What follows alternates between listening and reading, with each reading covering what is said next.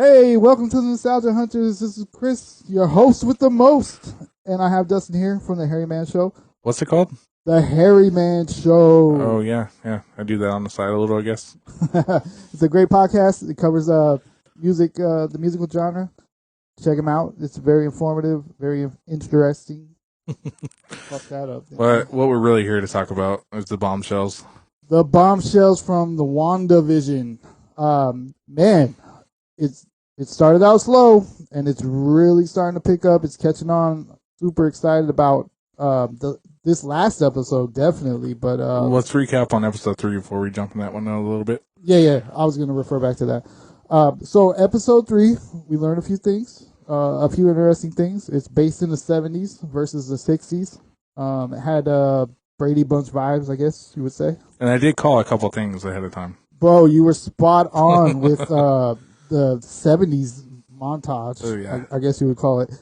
And the twins. And the twins too. I was dumbfounded. I was gonna call you, but when I watched it, it was like 10 o'clock at night, and I was like, "Oh my god, dude, did you watch it?" Well, I like how they did the switcheroo where they made you think she was done and her belly was still big, and you're like, "Nah, this is not accurate." And then when you said twins, I was like, she gave birth to the one, and I thought it was over. It was kind of alluding to it might being over, and then boom, there was another baby. Yeah. And they're obviously twins and one boy girl, right? Right. Wiccan and Speed is what I'm thinking their names are going to be if they haven't been told yet. So one takes after Quicksilver, I'm assuming? Yeah, and then one takes after, kind of like, was it in the Young Avengers? I think he's like a young Thor, kind of. So a god, kind of, per se. Sorta. Yeah. Sorta. I could be wrong, but I was big on the first issues when Young Avengers came out. Another reason I give myself credit there, because I really do see this the entryway to X-Men. You deserve a pat on the back for that one. This is the entryway to the X-Men. And the whole snap thing kind of opens up any freedom to bring any character in, because that time period. So I was kind of hesitant on the X-Men thing, but just seeing how everything's playing out and the direction and episode 4, I'm kind of all in with the X-Men and other Marvel genre. So, before we get ahead of ourselves, do you predict him introducing any characters? Doctor Strange, I feel like he'll make an appearance. What about Doctor Doom and Fantastic Four? Because it's throwing off that vibe a little bit. I honestly, you're 2 for 2 right now, but I don't know too much about if Fantastic Four or Doctor Doom. I just see more of, X-Men type vibes. Yeah. So. Yeah, it would be. I think Wolverine's their catalyst. I mean, he's got to show up. I think you're probably right on that. It would be interesting to see, Professor X maybe be the jump off, trying to communicate with her to break down walls, maybe. Yeah, he would be the catalyst too. So the whole premise on the House of M is like her world that she has right now, or her city, expands beyond that, and she kind of she's kind of like the director, and she orchestrates all kinds of different things, mutant creations and different things like that. Well, I did dive into her history a little bit, and she does lose her mind quite a few times in her.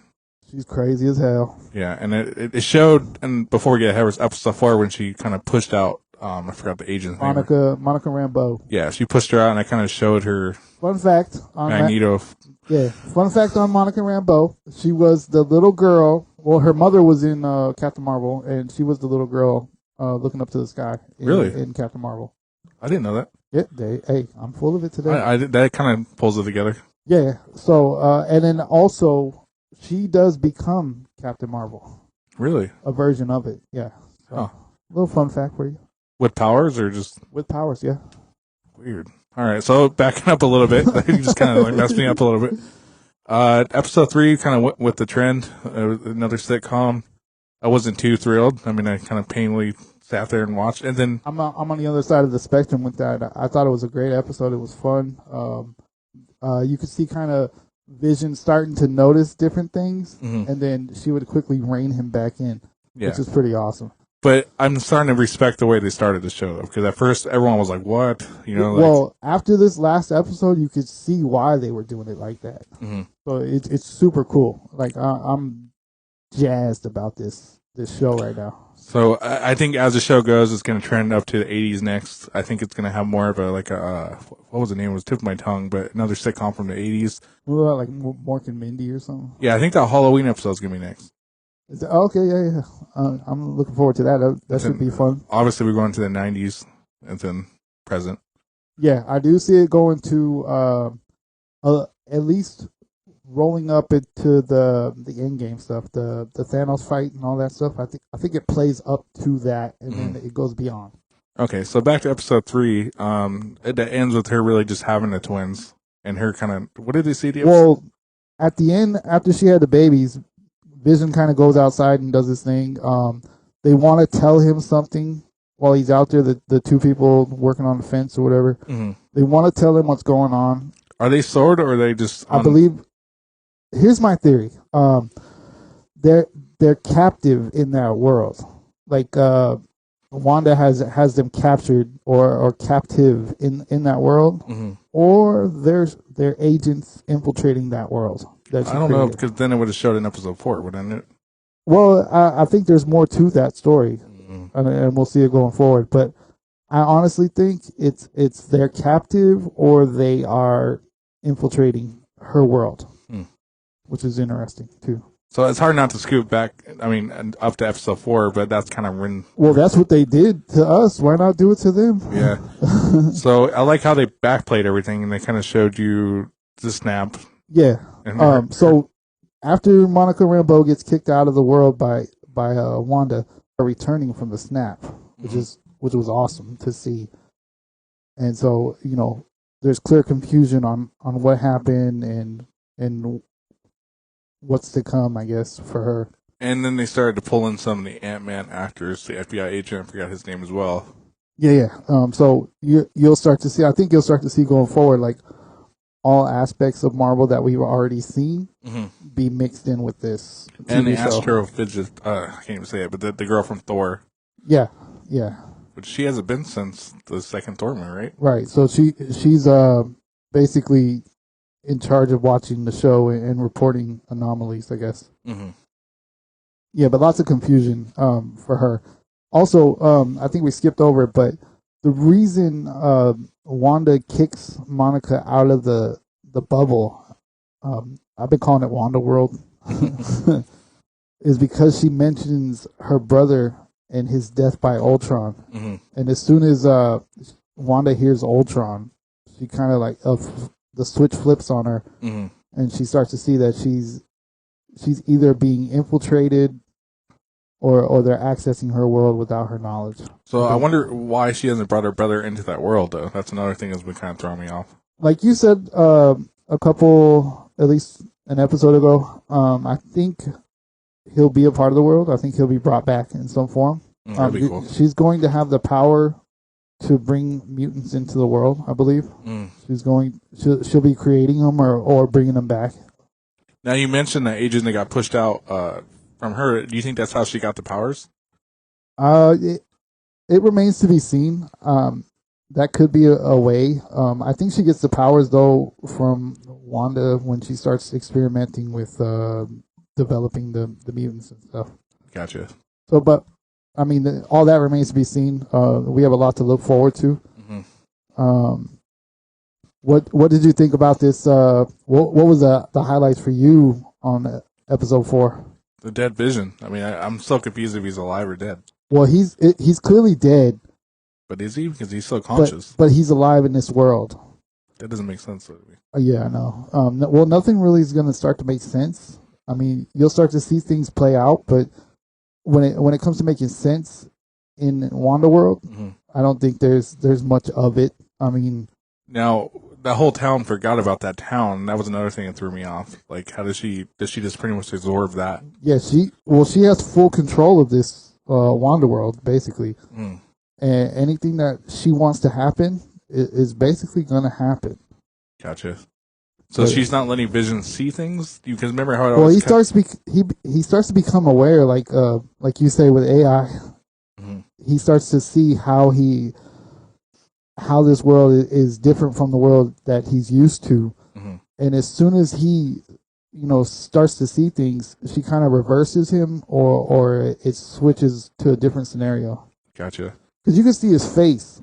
Even when they were going to watch the TV and stuff, he was like uncertain what his place in in the Wanda world is. He had like the look of confusion when they were carrying the babies to the couch. Now we spoke to X-Men. Do you think that's who they're implicated, going to be brought in, is trying to dissect those two babies from that world? Because I can see that happening too. It could be. There's a lot to try to break down and try to think about it with this world and the implications. Sword is kind of villainizing her already, though. You know what I mean? Well, she's the villain right now. There's no doubt about that. She created this world, and it's isolated from the outside world, and they're either trying to infiltrate to help her to try to figure out what's going on. You could hear the agent was like, "Wanda, who's doing this to you?" Trying to communicate with her outside of the box, basically. So going forward, what do you predict on the show? And do you think, obviously it's going to be another sitcom, but do you think, what do you think they're going to send in next? Because that drone actually changed its size and shape to the air. I think it's because it changed its shape and size due to the era that they were in. Mm-hmm. So, like you said earlier, it would be it'd be bumping to different decades and stuff. So the things that they try to do on the inside will still look like the era that they're in. You know what I mean? Mm-hmm.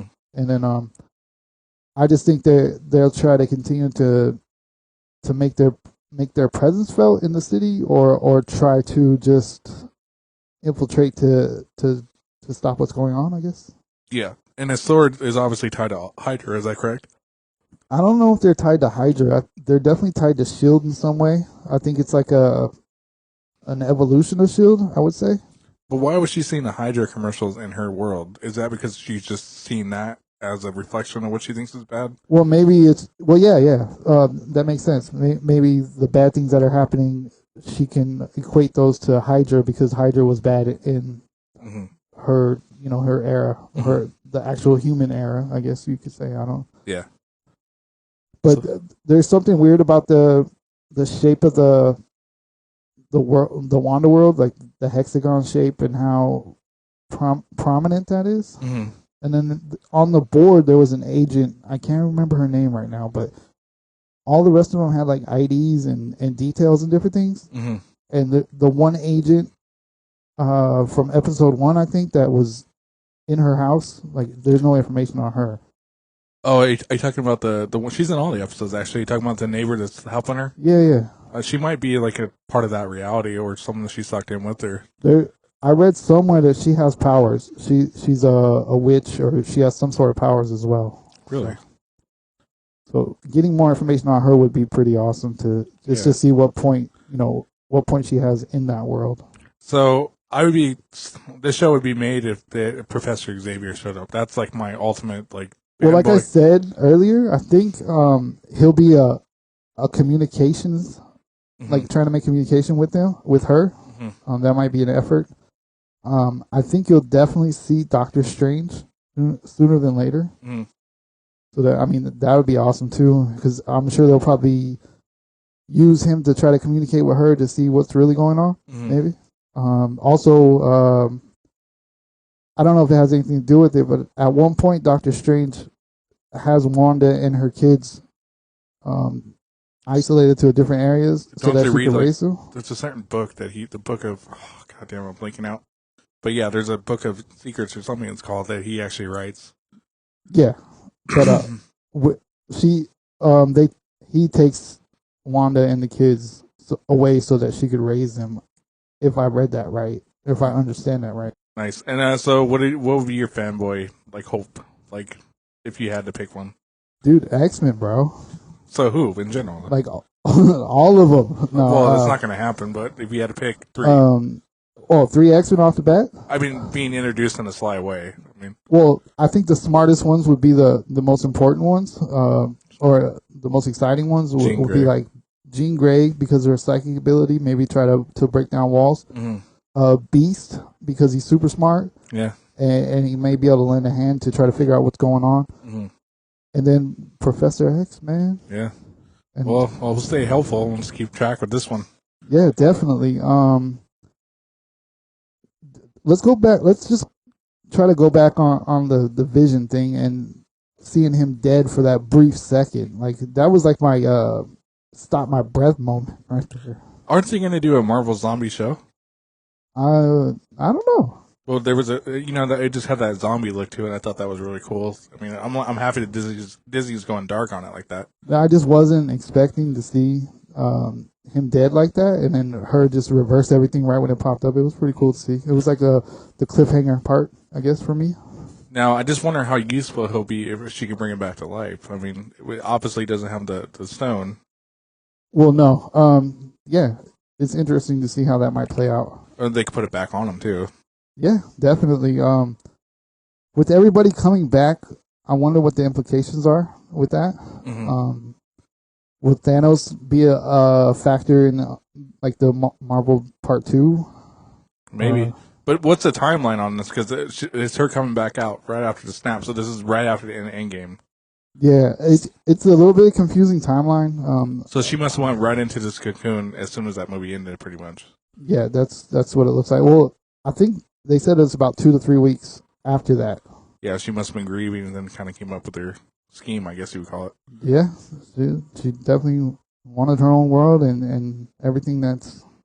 Well, we're about to see it all play out, so it's going to be pretty epic. Yeah, this movie, I think, reaches back more into the Ultron more than Endgame, really, because I feel like Vision... Well, we only had that one reference, and then, obviously seeing Vision alive is a little bit weird. Yeah, they maybe didn't feel like she was strong enough to be a character to have her own movies, so we've been conflicting, but I think... movie, yeah, but show, I think the show would be perfect. And then this is a great platform to talk about the House of M and how it affects Marvel as a whole, Mm-hmm. Well, any other Marvel projects you're excited to see? They're kind of being on the download right now. I mean, the Captain America or the Winter Soldier and Falcon one, I'm kind of excited, I guess. I think they're shooting for a Young Avengers show, too. Yeah, I mean, they definitely have their cards lined up. They know what they're doing. Yeah, I mean, you could see this is a well-organized machine. Yeah, I just like the fact that, what HBO's doing, and they're just releasing the movies onto these platforms. I hope Disney kind of follows suit on that, too. It just seems so much funner because you could just click on the app and watch whatever you want to watch without any hesitation. You're not dropping $50, $100 to go watch. Well, I'm sure they would love us to do that as well. All right, man. Until next time, I guess. Yeah, man.